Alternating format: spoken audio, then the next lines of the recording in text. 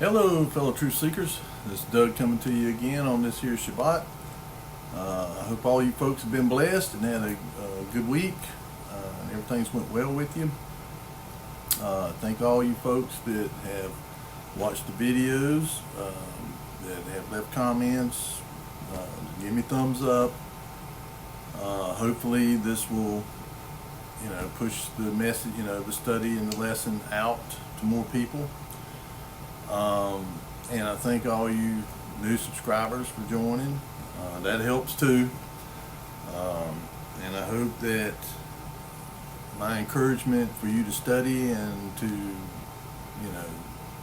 be good Bereans has been effective. Today, what I'd like to talk about is let not your heart be troubled. In other words, fear. Fear is the mind killer. And it's one of the main instruments that Satan uses against us is fear. And of course the scripture tells us the beginning of wisdom is the fear of Yahuwah Elohim, not Hasatan. And so that's who we should fear. We should fear Elohim, not Satan. Fear that which can, don't fear that which can destroy the body, but that which can destroy the body and the soul. So, I want to read a passage here from Psalm 37, and I'm going to read the whole Psalm. David was a man after Elohim's own heart. But David, like all of us, fell short. He committed adultery. He caused a man to be, basically committed murder because he sent Uriah the Hittite to go to the front line of battle knowing he'd be killed. Even though he was a faithful and loyal general, he was not even a Hebrew. He was a Hittite. But yet he was faithful to David. And would not do what David wanted him to do, which was to go lay with his wife. No, I can't do that. Not while my men are up there fighting. No, I can't. And of course, there's a couple other instances where David went off the deep end and done stuff he shouldn't have done. But deep in his heart, David loved Elohim and he feared him. He feared Elohim. And so, if we, love him and we fear him, like, reverential fear, like the fear of a father, a disciplinarian father, then we won't be caught up in the fear that Satan is pushing. We won't be troubled by it. And so David here is telling us, and because he experienced these things too. He was constantly in battle with different peoples. The Amalekites and the Amorites and the Hittites and the Horites and the Philistines and, so he understood fear. The fear of man. And so David prayed continuously, and he wrote these songs extolling these things to the people. To pray and seek comfort in the one who can give you that comfort, who can take away your fear, and that is Yahuwah Elohim. And so here in Psalm 37, fret not thyself because of evildoers, neither be thou envious against the workers of iniquity, for they shall soon be cut down like the grass and wither as the green herb. Trust in Yahuwah and do good, so shalt thou dwell in the land, and verily thou shalt be fed. Delight thyself also in Yahuwah, and he shall give thee the desires of thine heart. Commit thy way unto Yahuwah. Trust also in him, and he shall bring it to pass. And he shall bring forth thy righteousness as the light, and thy judgment as the noonday. Rest in Yahuwah, and wait patiently for him. Fret not thyself because of him who prospereth in his way, because of the man who bringeth wickedness devices to pass. Cease from anger and from wrath, and forsake wrath. Fret not thyself in any wise to do evil, for evildoers shall be cut off. But those that wait upon Yahuwah shall inherit the earth. For yet a little while, and the wicked shall not be. Yea, thou shalt diligently consider his place, and it shall not be. But the meek shall inherit the earth, and shall delight themselves in the abundance of peace. Okay, so, and that's comes to verse 11. I mean, there's about 40 verses all told in here. I'm not going to read all of them, but verses 1 through 11.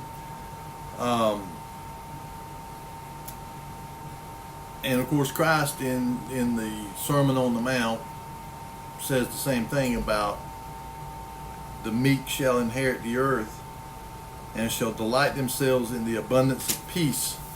Whenever his kingdom is established, it will be a kingdom of peace.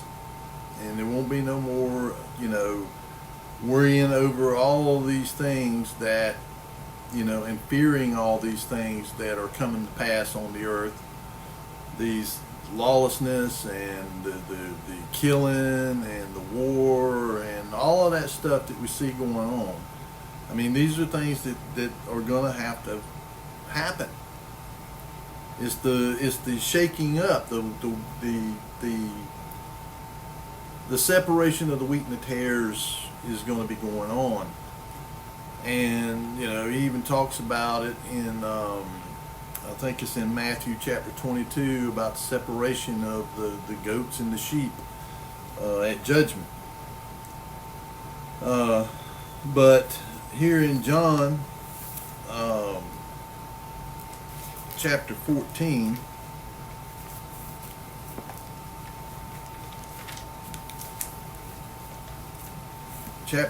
in verse 1,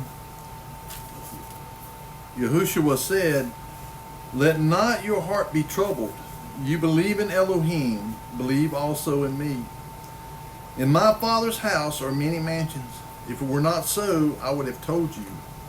I go to prepare a place for you, and if I go and prepare a place for you, I will come again and receive you unto myself, that where I am, there you may be also. And whither I go, you know, and the way you know."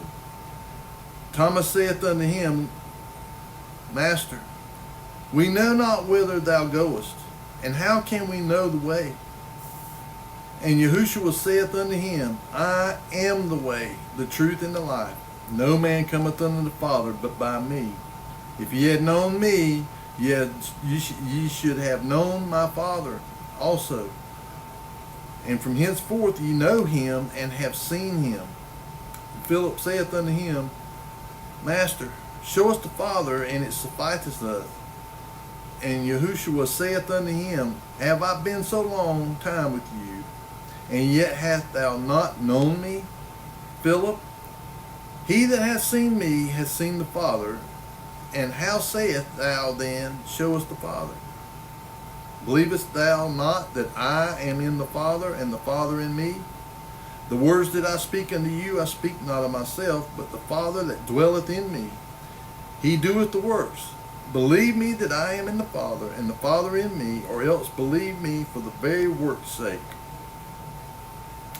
And also, whenever we're in Christ, the Father's in us too.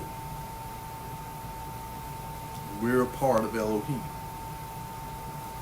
Okay, now here I'm going to look at Hebrews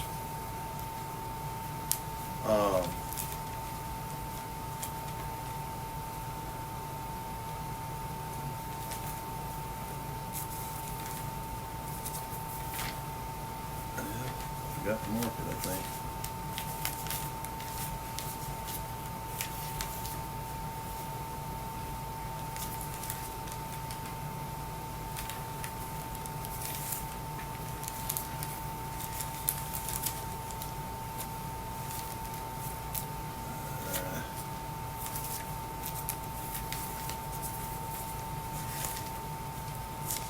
No, it's right before James. There we go. 13:2.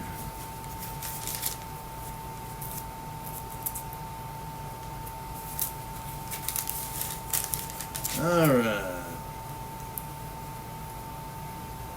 Let's see. Hebrews 13:2. Now, this is how you overcome fear. Okay.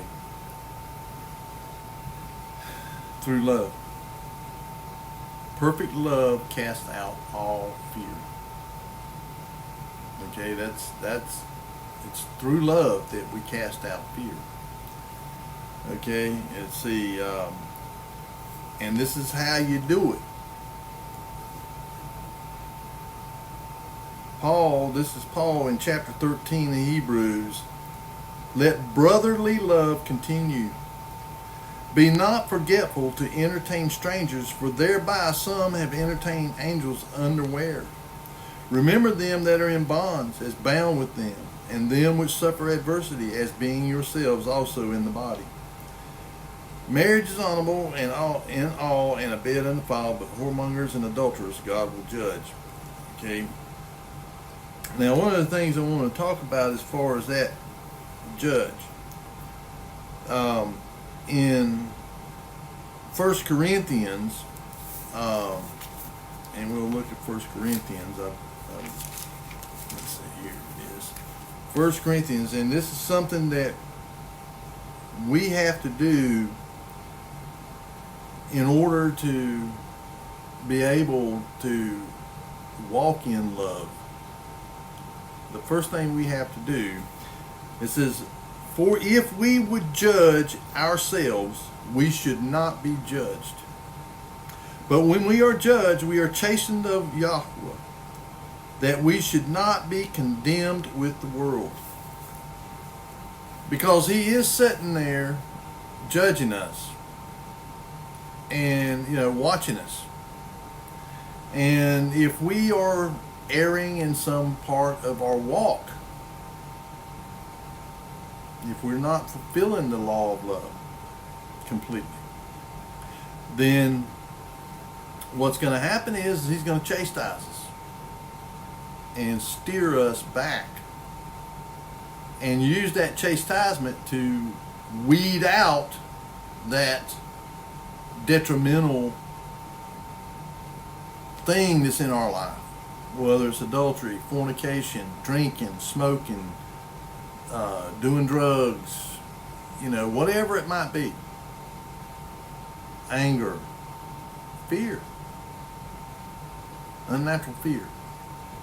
And there is a certain kind of fear. I mean, like if you if you run up on a bear, of course you're going to be afraid, or if you come up on the edge of a cliff and you're getting ready to go over it, you're going to have fear. That's that is created in us to preserve us, to have a natural fear of things that could kill us. But the fear I'm talking about is the fear of evil. The fear of the things that the evil one will do. And it's to try to corral you towards worshiping him, is what it all really boils down to. You look at the propaganda and the through the media, Project Mockingbird.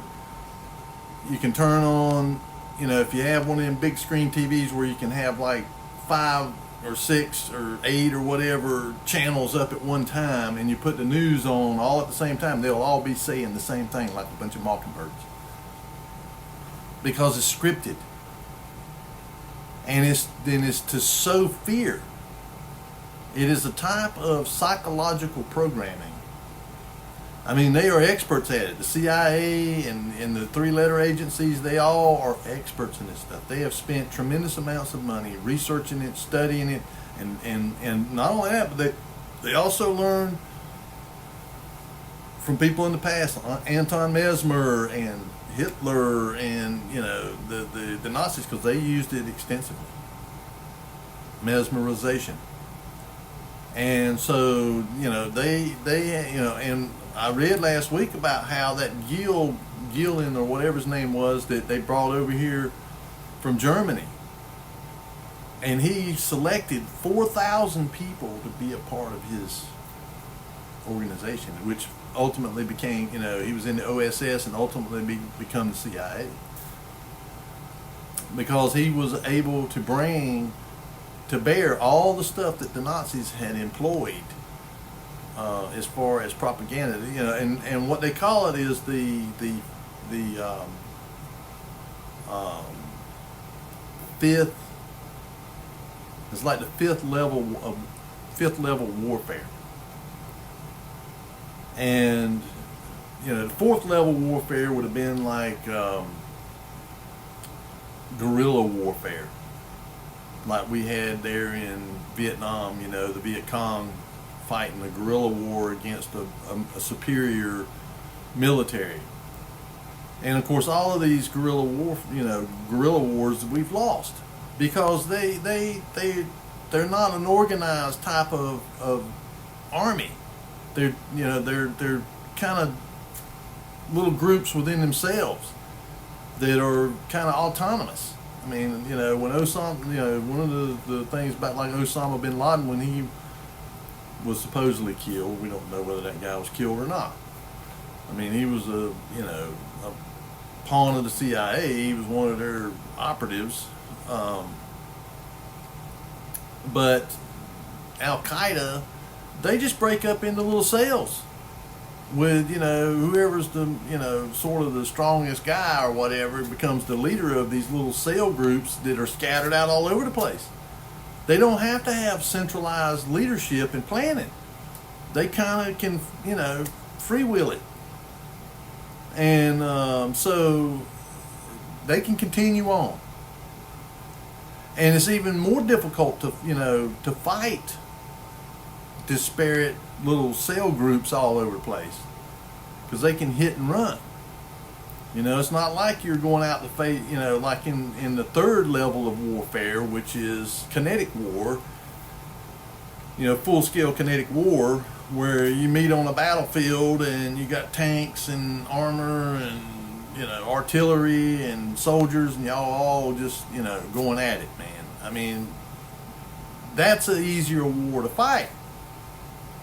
And really then it comes down to who has the most, you know, weapons and the most men and that kind of thing. But these newer types of warfare, fourth level warfare and now fifth level warfare, which is psychological warfare and propaganda warfare. I mean, everything that we see, and that's why I said that, you know, in the last days they would be deceiving and being deceived, because that's what's going on. You don't know what to believe. And when it comes to the mainstream media, you can't believe anything. Everything that they put out is a narrative that is the approved narrative. And so they're not going to, I don't care what else is going on in the world or anything else. When they put out something on the mainstream news media, it is the approved narrative. Their script is dropped off at like 4 o'clock in the morning by the CIA. CIA controls the media. Oh yeah, there's groups that own the media, you know, that are the ownership of it. But the actual control of it and the scripting of it is by the CIA. Because it's the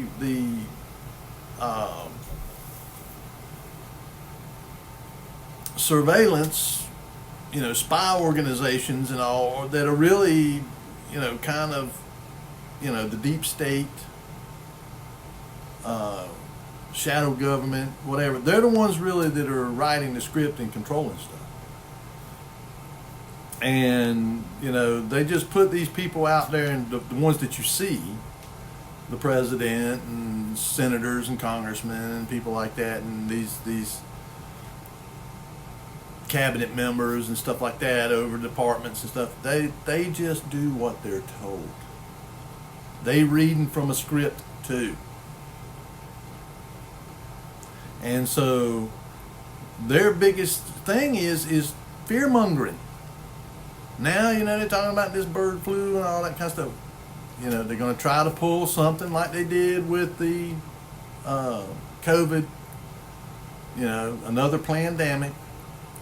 And of course, I listened to a little bit of, and I talk about watching Off Grid with Doug and Stacy. He's been doing these little things, and he's bringing some good information out there. He just had one yesterday, and it was this Mises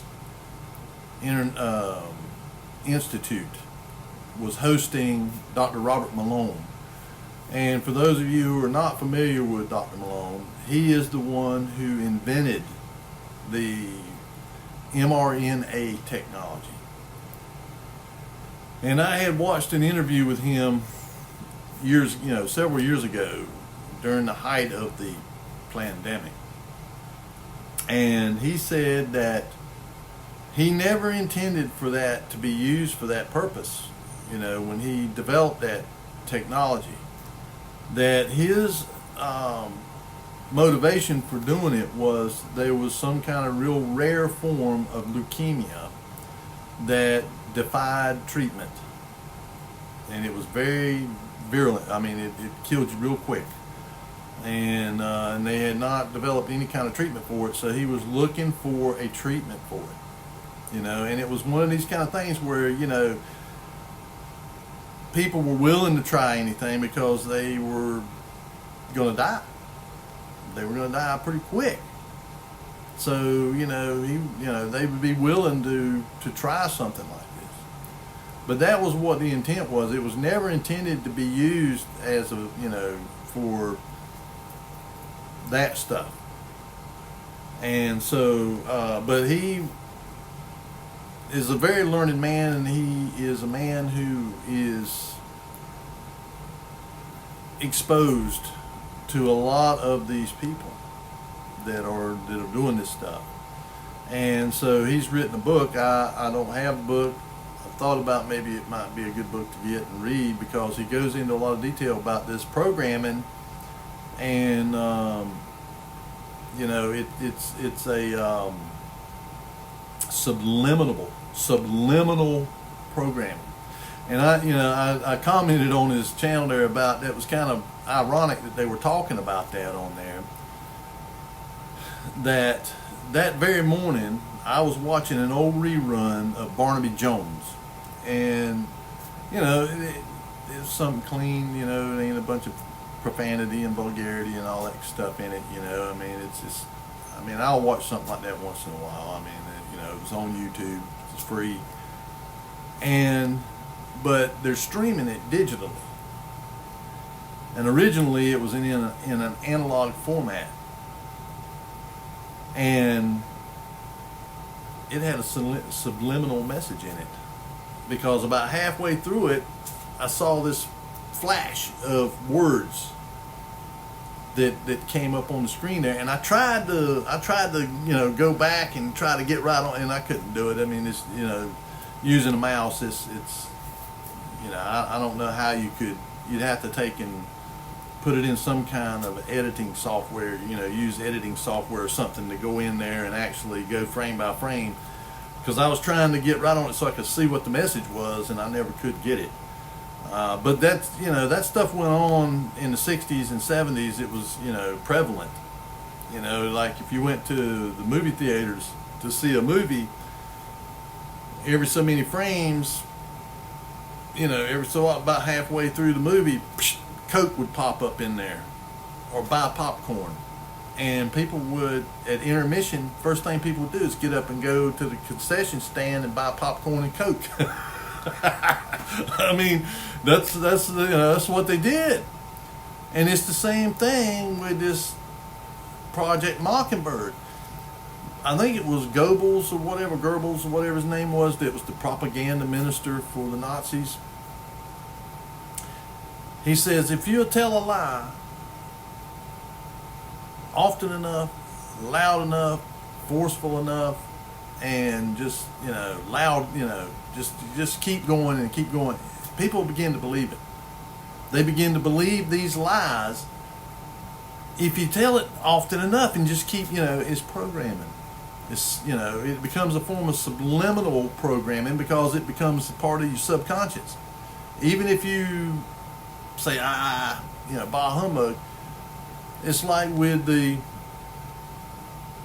pandemic. I mean, believe the science, trust the science. Trust the science, trust the science, trust the science, trust the science, over and over and over and over again. And other phrases, other little, 2-word phrases, single word phrases and stuff like that they just keep bombarding you with. And it's to instill fear. And the only thing that they concentrate on is, these people dying and, this and this. And to put fear. And it's the same thing they're trying to do now with this bird flu stuff. Killing all these birds, even though a lot of these birds and stuff don't even have it. These chickens and turkeys and ducks and all that kind of stuff. And then now they said, it's spreading to the beef. And have you noticed the attack on the beef? I mean, man, they just, raw milk. I mean, they started the attack on that years ago. Started pasteurizing, homogenizing, taking everything in it that was good for you out. And making it, a lot of places making it illegal to drink. Not just to have raw milk, but to drink it. Why? Because of, it's helpful. Well, they don't want you to be helpful. They want you to be on these petrochemical and biological concoctions of big pharma. They want to make money off of you until you're put into the ground. That's why I told my woman I'm going to have it put in a wheel or living wheel, whatever, that, in fact, I've been looking to go buy the material. You can get the stuff to do it. Build my own coffin. And not have no viewing or anything. I don't want to be, embalmed or any of that stuff. I want to be put in a coffin that I build and have my relatives or, my in-laws or whatever dig the hole and put me in it. I think it is the most insane thing in the world to take $10,000, $12,000, $15,000 and put it in the ground. You ain't gonna know nothing about it. I'm not gonna know nothing about it. What do I care what kind of box I'm put in? If I could get by with it, put me in a cardboard box. Because I'm going to go back to the ground that I came out of. Even if you put me in some kind of tomb, sooner or later, I'm going to go back to dust. From dust you came, and from dust you shall return. So I just think it's incredibly foolish to spend that kind of money when that money could be used for the people who are still living. And Christ said it. He said, let the dead take care of the dead, and the living take care of the living. And so, here in Hebrews, it says, for if we would judge ourselves, we should not be judged. And so I'm going to show you where I think it's in Romans. Let me look here. I'll make sure I get the right one here.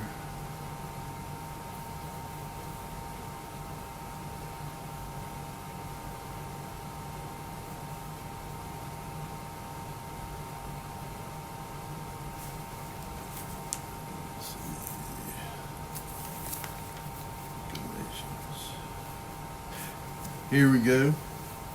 This is Galatians chapter 5. Beginning at verse 14. For all the law is fulfilled in one word, even in this, thou shalt love thy neighbor as thyself. But if ye bite and devour one another, take heed that ye be not consumed one of another. This I say then, walk in the Spirit, and ye shall not fulfill the lust of the flesh. For the flesh lusteth against the Spirit, and the Spirit against the flesh. And these are contrary the one to the other, so that ye cannot do the things that ye would. But if ye be led of the Spirit, ye are not under the law. Because if you're led of the Spirit, you're going to fulfill the law of love. The law of love. And I've talked about this over and over again, what the law of love is. That is the fulfillment of the commandments. You know, people say that they, oh, you're Torah observant, legalist, Old Testament. No, it's just that in the Old Testament they were observing the law in the flesh. Okay, we are still observing the law, but we are doing it in the Spirit. See, they were under a fleshly system. We are under a spiritual system, and it's sort of, a delineation. It's showing us the difference between the worldly system, the system of the flesh. Because if you notice the sacrifices, not everything dealt with flesh. We're dealing with spirit. Because ultimately it is the two that are at enmity with each other. The spirit and the flesh. The flesh is the world. The spirit is the kingdom. It is heavenly. And so, and they have no part in each other. So, that's the reason when the Messiah came and he died and was resurrected, the price of the flesh had been paid.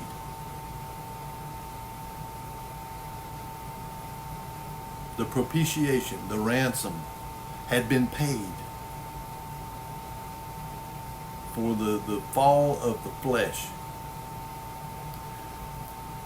And Messiah said, I must go so that he, the Ruach HaKodesh, may come. The Comforter. And so the Spirit, the Ruach, came and he indwells us. And when he indwells us, he brings to mind, to our conscience. It says he will bring to mind these things. It's to take no thought for what you shall say. For in that hour, the Ruach will bring to mind. He brings to mind. When we start walking outside of the Spirit, and the flesh starts trying to creep in, he'll bring it to our mind. Hey, you need to step back in that little narrow path, that little straight and narrow path. That's what walking in the Spirit is, really, is ultimately it is walking that straight and narrow path and not going to the right or going to the left. And when we begin to start coming out of it, one way or the other, he's going to try and nudge us back in through our conscience.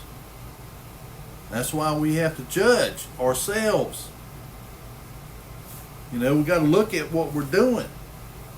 I mean, if you continue on here in this chapter, okay, for all the law is fulfilled in one word, even in this, that thou shalt love thy neighbor as thyself. But if bite and devour one another. Take heed that ye be not consumed one of another. This I say then, walk in the Spirit, and ye shall not fulfill the lust of the flesh. For the flesh lusteth against the Spirit, and the Spirit against the flesh, and these are contrary to the one to the other, so that ye cannot do the things that ye would. But if ye be led by the Spirit, ye are not under the law, because you fulfill the law of love.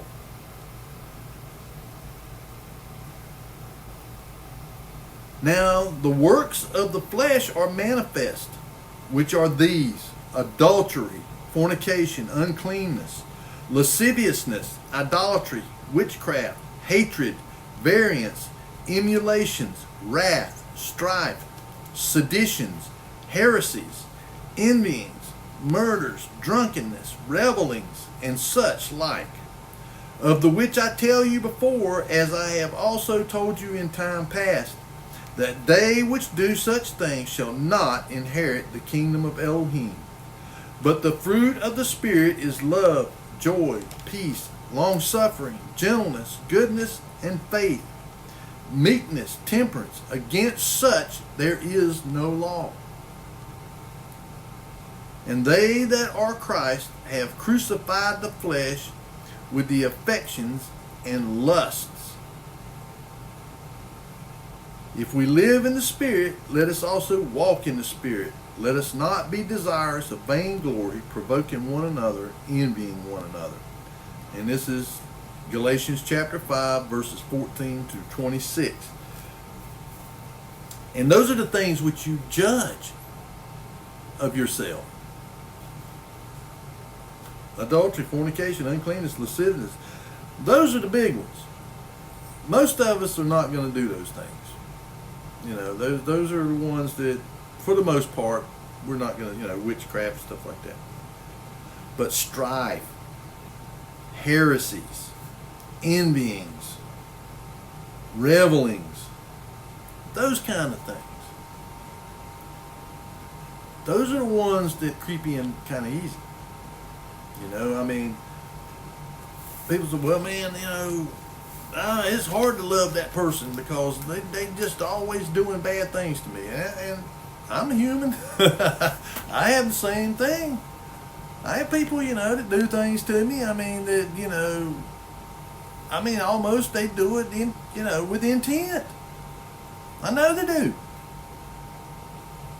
And one of the worst is lying. Man, I just hate lying. And, but, they're deceived. They're lost. And I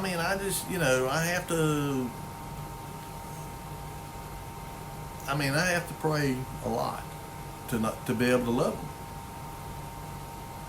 them. And just look past it. And pray for them. Because, he's, it says that Yahushua said that to love those who hate you and despitefully use you and do good to them. Because in doing so, they're heaping coals of fire upon their own heads. Not that I want them to perish, but if you try to reveal the truth to them and show them the truth, and they and try to live it. It's not just a matter of telling people; it's a matter of living it. That's what James talks about.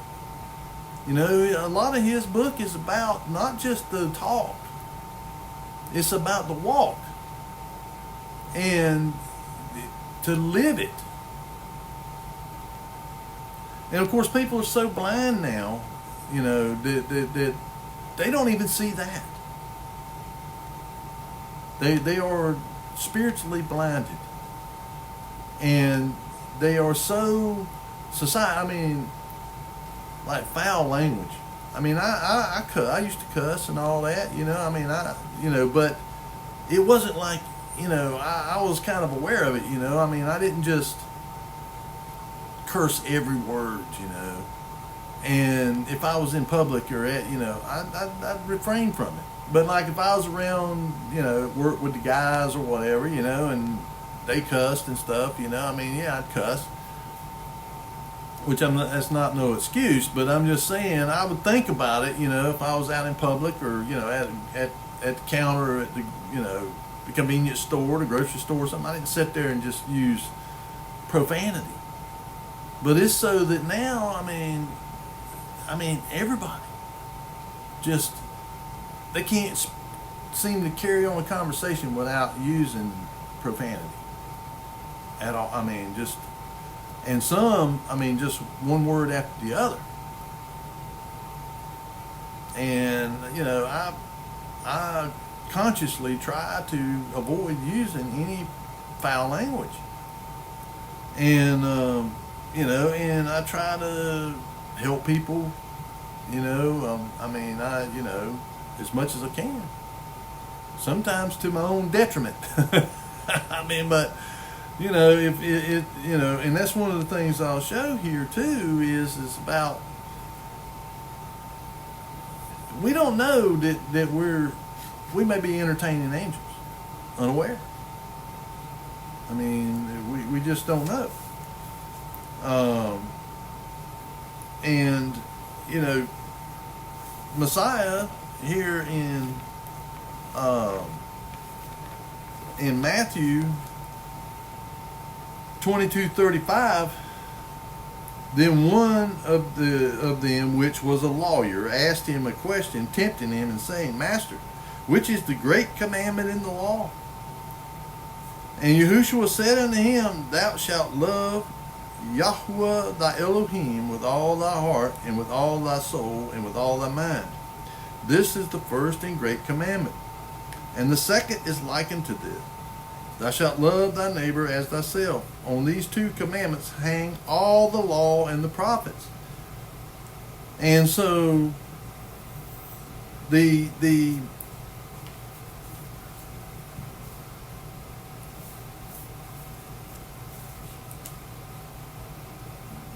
again, he's emphasizing the fact that loving the Father with all your heart, mind, soul, that covers the first four commandments. Because if you love him with all your heart, soul, mind, and strength, you won't have graven images, you won't take his name in vain, and you will honor his Sabbath. The next 6 deals with our relationship to each other. And if you love your neighbor as yourself, you honor your mother and father, you won't kill, you won't commit adultery, you won't steal, you won't lie, and you won't covet. Because if you love your neighbor as yourself, you don't want them things done to you. Do you like being lied to? Do you like being killed? Do you like being stolen? Somebody stealing your stuff? No, you don't. And I don't. So if I love my neighbor as myself, then I'm not going to steal from them. I'm not going to lie to them. I'm not going to covet their property. I'm not going to commit adultery with their husband or wife. I'm not going to do those things. And I'm going to honor my mother and father. And so by loving your neighbor as yourself, you're fulfilling those laws. Because you're not going to do them things to them if you love them. It's just that simple. And that's where it becomes spiritual, because except that the Father changes, put a heart of flesh in us, and just, and crushed the heart of stone, we can't. We cannot love one another like that. And that's where the Ruach comes in. Where I just read there, the fruits of the Ruach: love, joy, peace, happiness, those things. And if you have that love, that perfect love, then you're not going to have any fear of man or what man can do to you, or what the one behind him can do to you. And so that's, one of the big things about it. And in Mark, he says, something similar. Mark 12:31.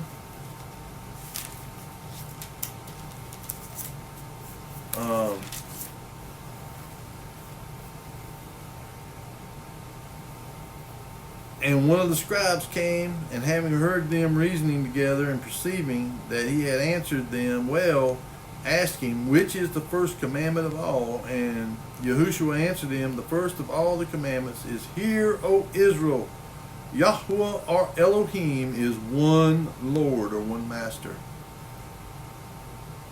And thou shalt love Yahweh thy Elohim with all thy heart, with all thy soul, with all thy mind, and with all thy strength. This is the first commandment. And the second is like, namely this, thou shalt love thy neighbor as thyself. There is none other commandment greater than these. And it's also in Leviticus. I mean, this goes back in the Old Testament. Now, it's really referencing against, about their people, the Hebrews. But this is in Leviticus chapter 19, verse 18. It says, Thou shalt not avenge nor bear any grudge against the children of thy people, but thou shalt love thy neighbor as thyself. I am Yahuwah. And so, thou shalt not hate thy brother in thine heart. Thou shalt in any wise rebuke thy neighbor, and not suffer sin upon him. Thou shalt not go up and down as a talebearer among thy people, neither shalt thou stand against the blood of thy neighbor. I am Yahweh. And this is, these are, again, these things are what we are to keep. These are a part of his laws and his judgments and his statutes. Now, there are those things that, again, the ordinances that were, affiliated with the priesthood. There was like 613 things, because we don't sacrifice animals anymore. And that's why what they're doing over there in Israel is an abomination. Those people hate Christ. They hate Elohim. And if they start sacrificing animals over there, they are doing it, it's an abomination. Because he divorced them for what they did. And that's not to say that he is not going to recover a remnant of his people. He talks about it in Isaiah. I mentioned it last week in Isaiah, where he said that he, with his strong right arm, and who is the strong right arm? Who sits at his right hand? The right hand of his power. Yahushua will gather them. He's the one that was up on the mountain over there in Sinai whenever they were brought out of Egypt into the wilderness. And that's why he said, I will gather them with the strong right arm of my power and bring them to the wilderness, and I will plead with them and reason with them. The scattered Israel and the scattered Jews. The two sticks that's going to be brought back together. And of course, everybody says, oh, you got to remember, Genesis chapter 12. I'll curse those that curse thee, and I'll curse them that, talking about Abraham. Well, he's talking about Abraham. If you cursed Abraham, you'd be cursed. If you blessed Abraham, you'd be blessed. He said, thee. And his seed as one, not seeds as many.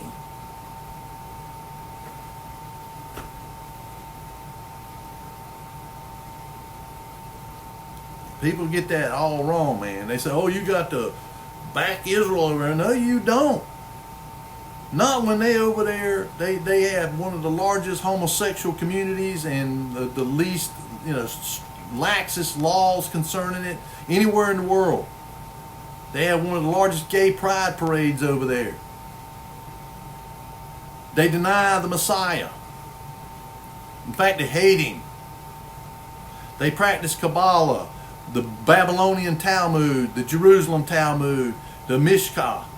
I mean, all these satanic, they don't even read the Torah or any of the Old Testament prophets.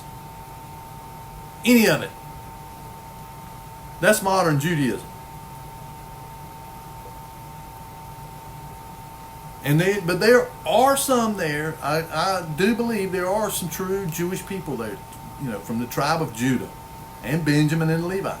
Again, it's people that had opportunity to go back over there, and so they went. But them ones that established Israel in 1948, Elohim had nothing to do with it. That was totally done through the Rothschilds and the Lord Balfour Declaration, because the Rothschilds controlled the Bank of England, they controlled the money. So they were able to get their way among Parliament over there. And because the British was the big dog after World War I, they kind of laid the ground rules. And one of the ways that they did it was by making agreements with a lot of the Arab countries like Saudi Arabia to establish the Kingdom of Saudi Arabia, and they set up all these other countries. I mean, there was no country of Iraq. It was Mesopotamia. There was Syria and Lebanon. I mean, those are ancient countries or nations. But Iraq was made up of a bunch of different kingdoms. And Iran was Persia and Islam. And same thing, they kind of broke, the UAE and all these other sultanates and stuff like that. And of course the Ottoman Empire was defeated. They sided with the Nazis or whatever, and they were defeated, which was ruled out. I believe the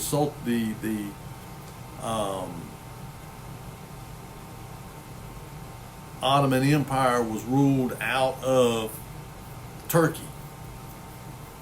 The Raj or whatever it was there in Turkey, and so that's how it became established. And they were behind the establishment of the United Nations and all that. And if you look at it, I mean, it is a totally anti-Hebrew, anti-true Jews and Hebrews, and anti-Christian organization. I mean, it's, so, whenever he calls his people together and draws, and I believe he'll just put it in their minds and in their hearts to go over there, to seek refuge over there. When he brings them back himself, it says that he will do it, not the Rothschilds. And so, I pray for them the way I would pray for the Russians, the way I would pray for the Muslims, the way I would pray for anybody else. That their eyes will be open, their ears will be open, and their hearts will be open to understanding, to know the truth. And that's all. And I pray for peace for everyone. I mean, the senseless kill. I mean, look over there in Ukraine at a whole generation of their young have been killed. I mean, they're to the point now where they're going and dragging 50, 60-year-old men out there and putting them out there in the meat grinder. And scouring the countryside looking for any young people they can find. I mean, they're going to wind up with basically no men. other than the ones that send them out there. You know, and I ain't telling you to go listen to Black Sabbath or nothing, but you know, they had a song called War Pigs, and I'm gonna tell you what, if you listen to what the lyrics says or read the lyrics, it is true. It's exactly what to do. You know, they send your sons and daughters out there to fight in these wars that are, you know, stupid, senseless wars, and kill off your children. But they don't send theirs. And they themselves don't go and fight. They stay in their ivory towers. And they're the ones that are propagating the fear. Oh, they're going to attack us. They're going to, you know. And a lot of times it's false flags or these black swan events where they themselves are the ones doing it. You know, the CIA and different intelligence groups go and set these, you know, these false flags that cause wars to get started, or, you know, assassinations of political leaders, color revolutions. I mean, all that kind of stuff that they do. And I mean, it's just all there to put fear in you. And so what I say is to pray for perfect love. Pray for perfect love, and it will cast out that fear. Put your trust in Elohim and Him alone. And follow our Messiah. Follow His footsteps. I've got a lot of rays coming in from the sun there. I don't know how I can really block it out. It just kind of makes it look funny. Let me see. No, that ain't gonna do it.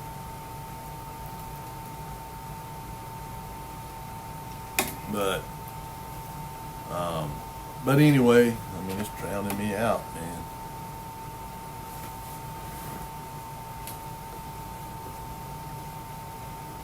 Wow.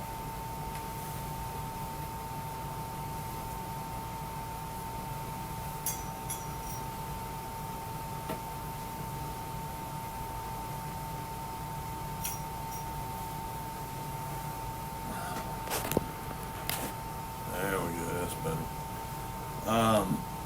But so we need to judge ourselves. You know, who knows us better than we know ourselves?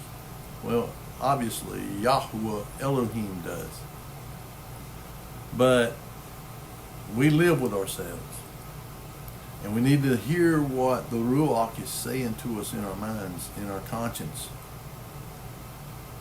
And of course, one of the things that Hasatan has done to try and keep us from hearing is the poisoning of our water with fluoride.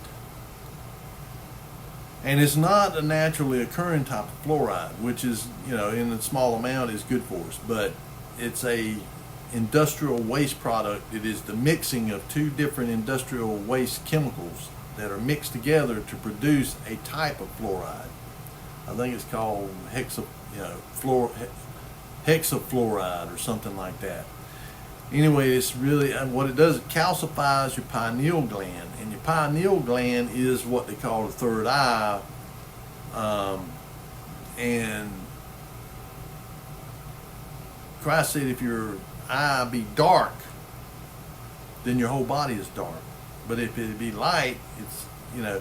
So what Satan wants to do is he wants to calcify our pineal gland to where we cannot hear. We cannot hear what the Ruach is saying. We cannot hear what the Father is telling us. But there is ways that you can decalcify it. For one, stop drinking anything that's got fluoride in it. And secondly, there's foods you can eat that have boron in it, and boron will get rid of it. It'll decalcify it. It may take a while. One food that you can get boron from is peaches, basically fresh peaches. But there's other foods too that have boron in it, and you can also buy supplemental boron and take it. The other thing here is we're going to look here in Romans chapter 13, starting at verse 8.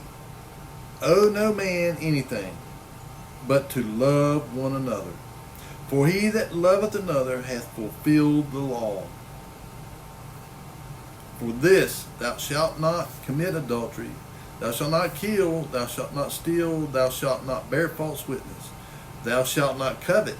And if there be any other commandment, it is briefly comprehended in this saying, namely, thou shalt love thy neighbor as thyself. The law of love. Because if,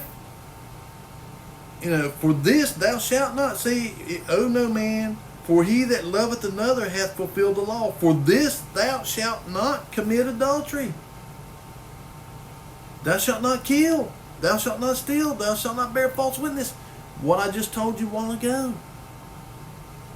That if you love your neighbor as yourself, you're not going to do these things to them. And notice what he says here. Thou shalt not covet. If there be any other commandment, it is briefly comprehended in this saying, namely, thou shalt love thy neighbor as thyself. Love worketh no ill to his neighbor, therefore love is the fulfilling of the law. That's as simple as you can get. Love is the fulfilling of the law.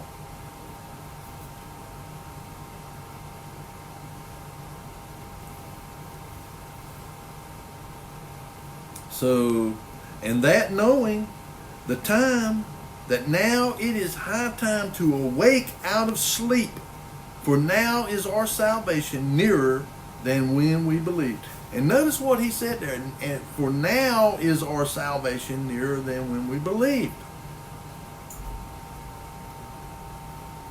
You're being saved. You're not saved, you're being saved.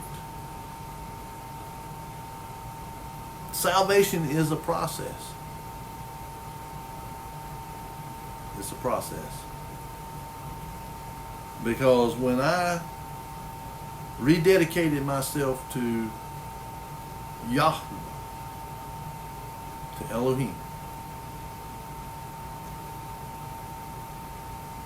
he began the process of removing these things out of my life. And it's a continuing process, because there's always going to be some things there that are more difficult to let go of, and you may even get chastisement to get rid of it, to drive it out. That's what chastisement is. It's like if you got a small child and you keep telling them, don't do that. If you do that, you're going to get hurt. Or don't do that. That's not right. That's wrong. And if you do it again, I'm going to spank you. Well, and they do it again. Well, you spank them in the hopes that it will drive it out of them. And it's the same thing that Elohim does to us. He spanks us in order to drive these things out of us. And so, know this, that if he didn't chastise you, you would be like a bastard who had never known the Father. So if you get chastised, you know he loves you. He's just like any good father is going to chastise their child. So, and it says, Verse 12, the night is far spent, the day is at hand. Let us therefore cast off the works of darkness, and let us put on the armor of light. Let us walk honestly and in the day, not in rioting and drunkenness, not in chambering and wantingness, not in strife and envying. But put ye on the Adon, Yahushua HaMashiach, and make not provision for the flesh to fulfill the lust thereof. That's why we have to be busy. You know, whether it's a physical job that we do to provide for ourselves and for our family, and spiritually. We need to be busy reading our scriptures. We need to be busy in prayer. We need to be busy doing those works that James talks about, and I'm going to get to that. It keeps us occupied, and if we're occupied doing right things, and working is a right thing if you're working legitimately. If you're working in a legitimate job to earn a legitimate salary, not doing something illegal or whatever, or that is contrary to God's word, then you can't give time to lust. You can't give time to the flesh. Because my grandmother used to say idle hands is the devil's workshop, or an idle mind is the devil's workshop. Well, that's true. If you're sitting around and you got, you're not occupying your mind with something right, then you're opening yourself up for lust, for temptation. And when you look at the Lord's, the Lord's Prayer, one of the things, lead us not into temptation. Well, I don't believe that he leads us into temptation. We're led into temptation when we begin to lust in our own minds. Now, I always say, don't let me be led into temptation. Because he says, I cannot be tempted, and neither do I tempt. So he doesn't tempt. The Father does not tempt us. He allows us to be tempted. And, we're tempted whenever we begin to lust. And it doesn't necessarily have to be sexual lust. It can be lusting after anything that's fleshly, that's of the world. When you begin to lust after it, then the likelihood is that you're going to be tempted to do it. And you're tempted whenever you begin to lust. Things, I don't know how Satan goes about putting, I think he just,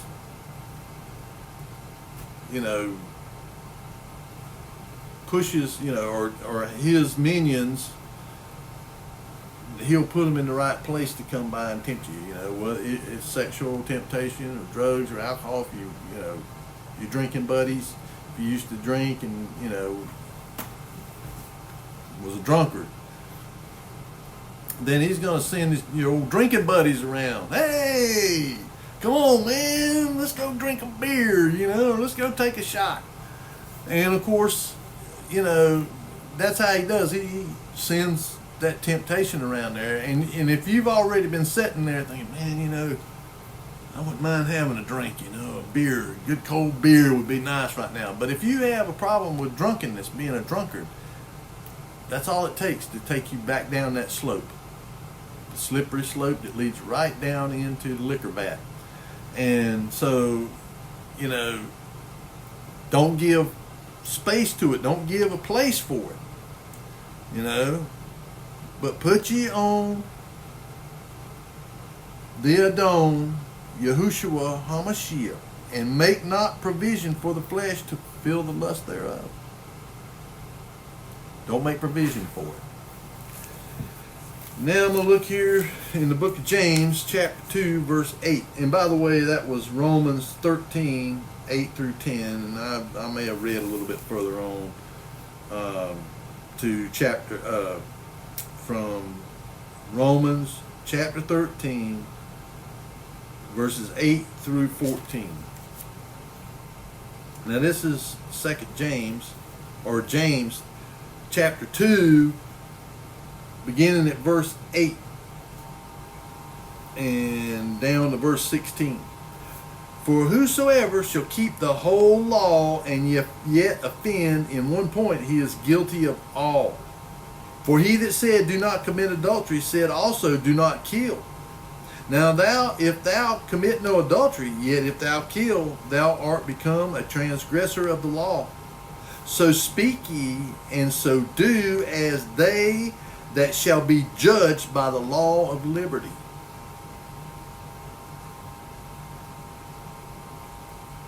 For he shall have judgment without mercy that hath showed no mercy.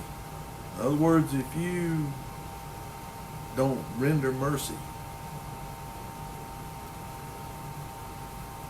then you're going to be judged harshly without mercy. So be careful about how you judge people. You know, you gotta show mercy. And with the mercy that you show is going to determine the mercy that you get.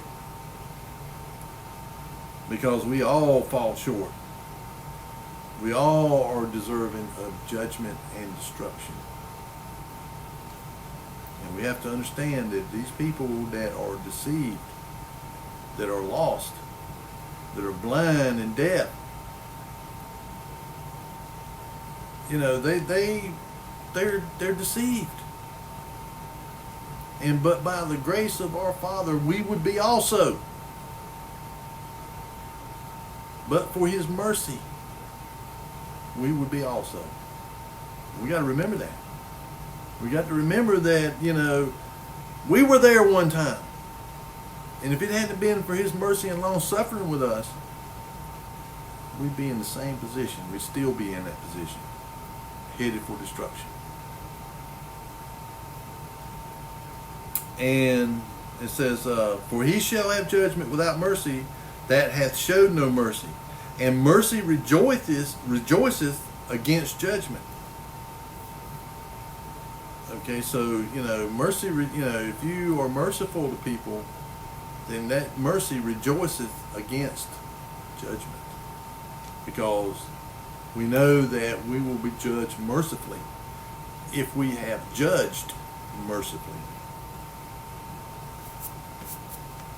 If a brother or a sister, or let's see, what does it profit, my brethren, though a man say he hath faith and hath not works? Can faith save him? If a brother or sister be naked and destitute of daily food, and one of you say unto them, depart in peace, be ye warmed and filled, notwithstanding you gave them not those things which are needful to the body, what does it profit? Even so, faith, if it hath not works, is dead, being alone.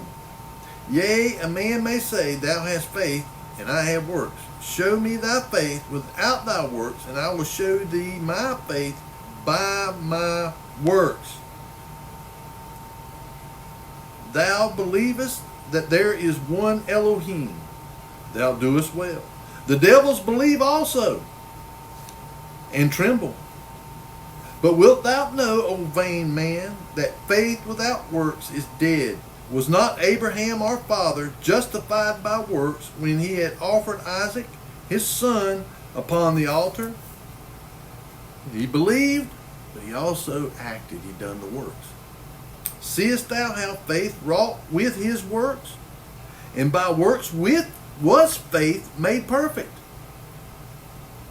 You prove your faith by your works. If you truly believe in Elohim, you truly believe in Mashiach, then you're going to do these things. You're going to give clothes to somebody. You're going to feed people. You're going to do things to help people who are less fortunate, who are destitute. And you're going to do it out of a spirit of love. Not because you feel obligated to do it, but because you want to do it. Because you love them. And love is an action word. I mean, you go look it up. You look the definition of it up. It's an action word. It means to do. It's the same thing. I can say I love you. That's the faith. But when I show you I love you, that's the works. You see the correlation there? You prove your faith by your works. Not to gain favor with the Father. It's just, it's not like you're going to get spared and get eternal life because you do these works. No man is justified by works. But the faith that produces the works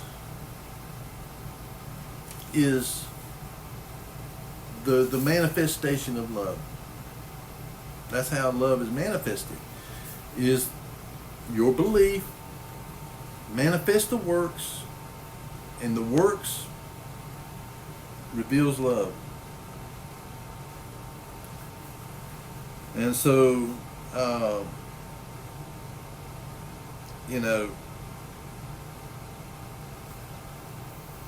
that's what you do if you want to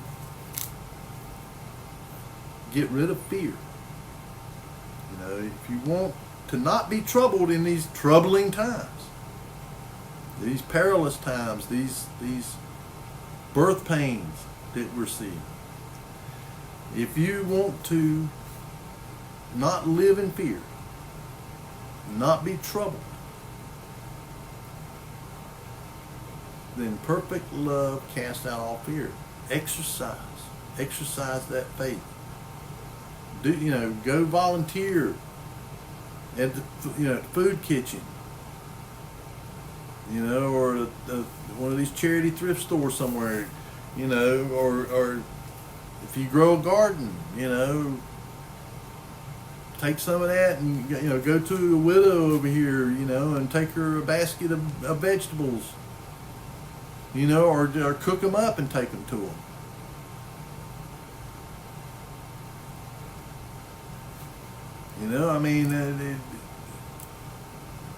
Help the widows and orphans, and or anybody that's down and out.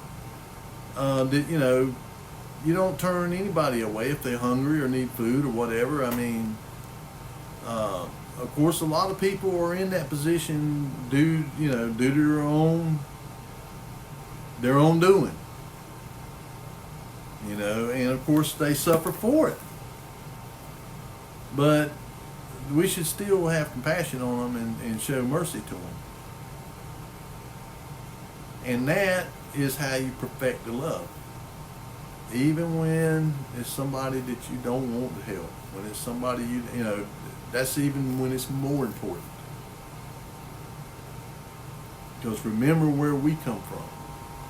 Remember where you come from. And so with that, I hope that this is a message of hope. That from Psalm there, that these people that do evil and wickedness against us, the tares, the ones that Satan sowed, the evil one came in the middle of the night and sowed in the wheat field. They're there to test us and to perfect our love. That's the whole purpose of it. A lot of people question Elohim. Why do you allow these things to happen to us? Why do you allow this evil to continue? Well, we have to be tested. We have to be proven. When things are going good, it's easy to say, oh yeah, I believe in God and I love Him and trust Him and all that, until you're tested. And then that's where you see whether the rubber is actually meeting the road or not. And we have to be. And, this life is a test.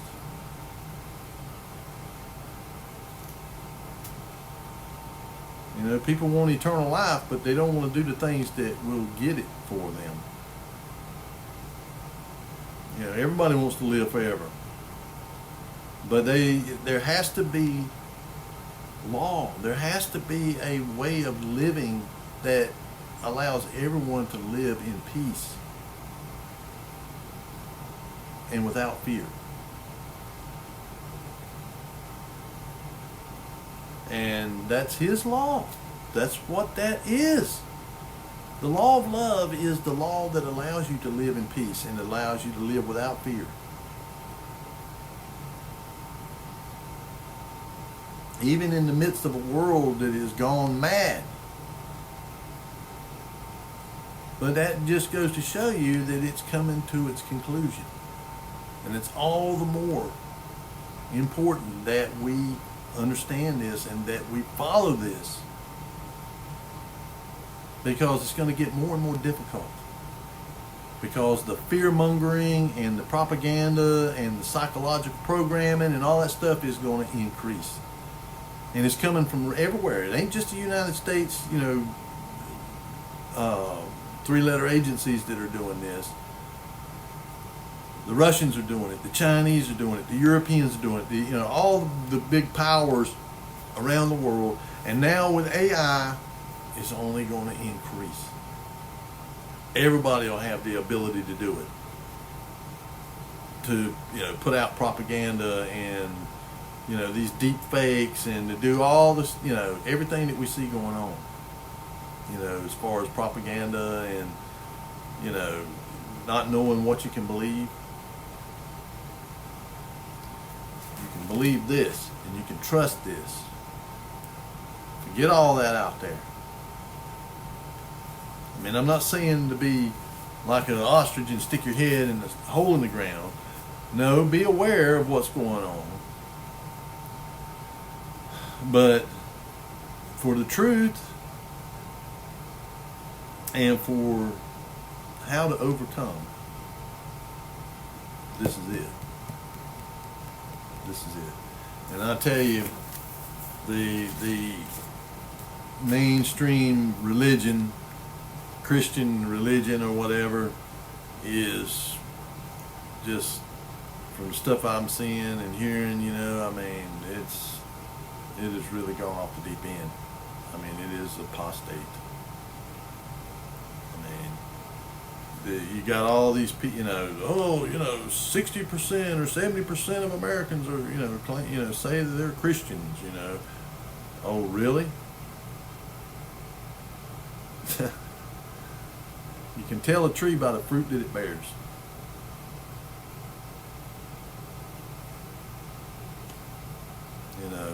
A rotten tree can't bear good fruit, and a good tree can't bear rotten fruit. And your fruit is what you do. So with that, I'm going to call it a wrap on it. Thank all you folks for joining in and watching. I hope that you will all be blessed. I pray for you to be blessed, and that Elohim will put his Kader HaKodesh of protection around you and keep you from the evil. Because the Messiah said, I pray not that ye take them out of the world, but that ye keep them from the evil.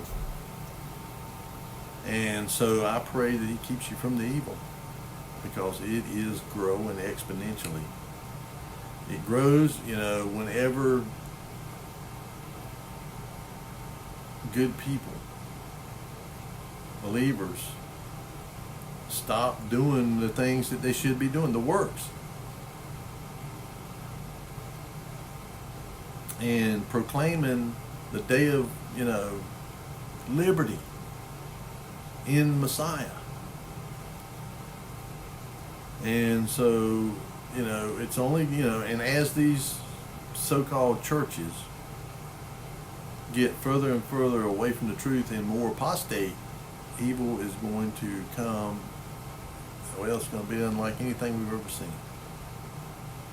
And I would say that the stuff I'm seeing now is unlike anything I've ever seen in my lifetime. It is just insane. Well, it's going to get a lot worse. But don't be afraid. Don't let your heart be troubled. believe in Elohim, believe also in our Mashiach, and follow him. For he's the way, the truth, and the life, and that you can't get to the Father any other way. And if you walk in him, being filled with the Ruach HaKodesh, then you can fulfill the law of love.